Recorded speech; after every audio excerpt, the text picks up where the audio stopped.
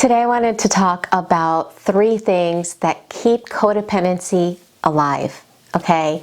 A lot of people that have been in relationships with narcissists tend to identify with being codependent. So this is definitely something I want to talk about because once a person is out of a relationship with a toxic individual, the last thing they want to do is find themselves in another relationship with somebody else that maybe is just more covert, right?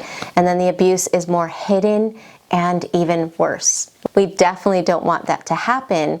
So if we want a different future, we have to change how we are on the inside. So let's get into today's topic.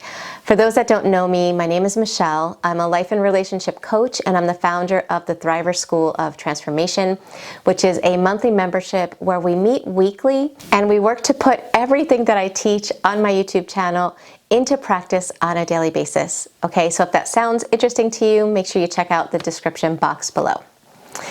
Okay, so codependency. There are some people that say if you are codependent, you will always be attracted to a narcissist. Now, I'm not going to say if that's right or wrong, but what I am going to say is that if you don't heal the wounds in you that caused you to be in a past relationship with a narcissist, then you are definitely going to be susceptible to one in the future. So we want to heal those wounds. Codependency is really a symptom. It's not the root cause of the wound. I used to think, oh, it's because I'm codependent, or oh, it's because this person's codependent, and that's why this, that, and the other thing. But the more I learned about codependency, I realized that codependency wasn't the root of the problem. It was a symptom of an even deeper problem. And that deeper problem was shame, not feeling enough. So underneath codependency, right? Let's just imagine it's the top of the iceberg. Underneath codependency are your actions, okay? So what actions keep codependency alive? Well, you are constantly seeking validation from other people. You don't feel complete unless you're in a relationship. So if one relationship ends, rather than learning, healing, growing, allowing yourself time to do those things, somebody codependent will jump into another relationship so they don't have to feel the wounds that are underneath their actions.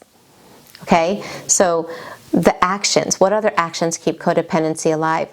Putting others above yourself.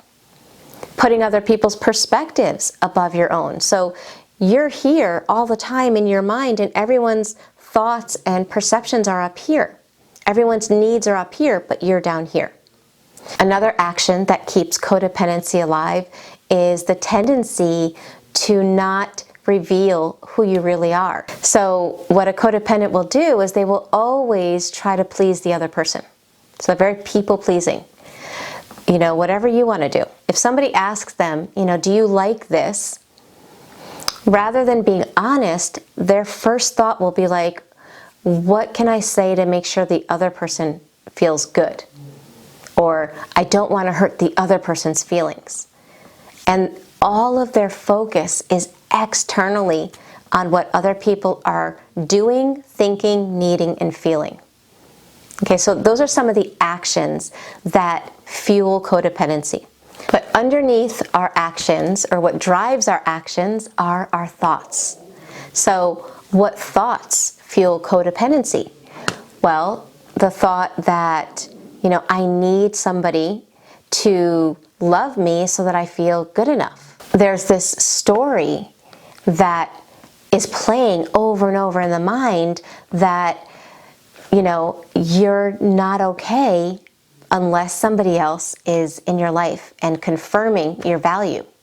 And I face this a lot with my clients when they're working through this. They'll say things to me like, I'm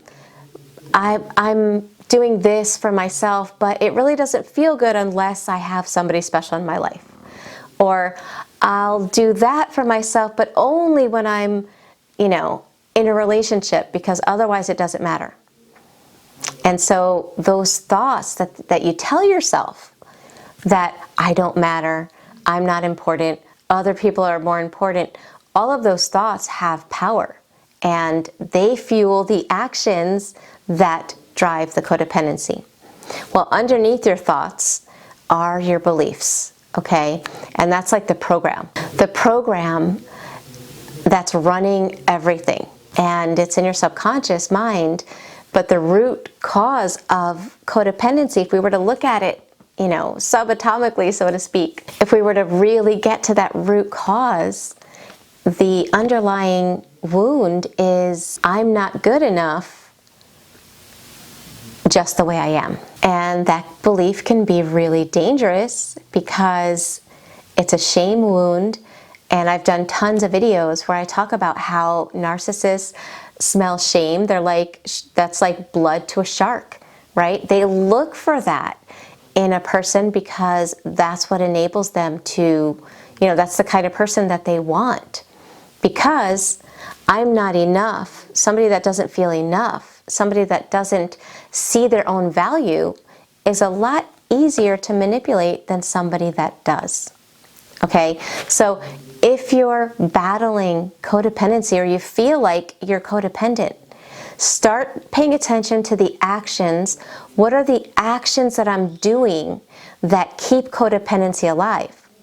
Because if we want to overturn codependency, then we have to do things differently, we have to think things differently, and we have to change the beliefs that keep all of those thoughts and actions alive. Start getting in touch with the thoughts and actions that you would have if you weren't battling codependency. So in other words, instead of pulling from the past, which is what we tend to do, right? We tend to use our past to cause us to affirm our reality, right? I'm codependent because I do this, this, and this. And again, we're pulling from the past.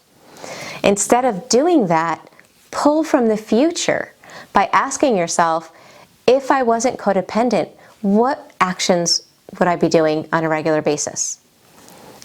If I overcame codependency, how would my thoughts be? Like, what would I be thinking about differently? If I overcame codependency, what beliefs would be running in me instead of those old beliefs? And when you ask yourself those questions, that's when you start overcoming the challenge of codependency, okay?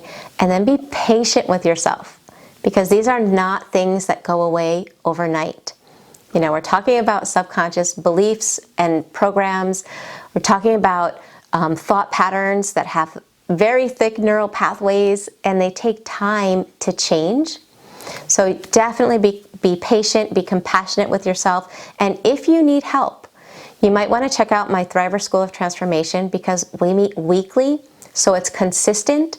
And this is what we do. We work towards changing the beliefs, changing the subconscious programming, so that we can have a different future and not let the past keep repeating itself in relationship after relationship.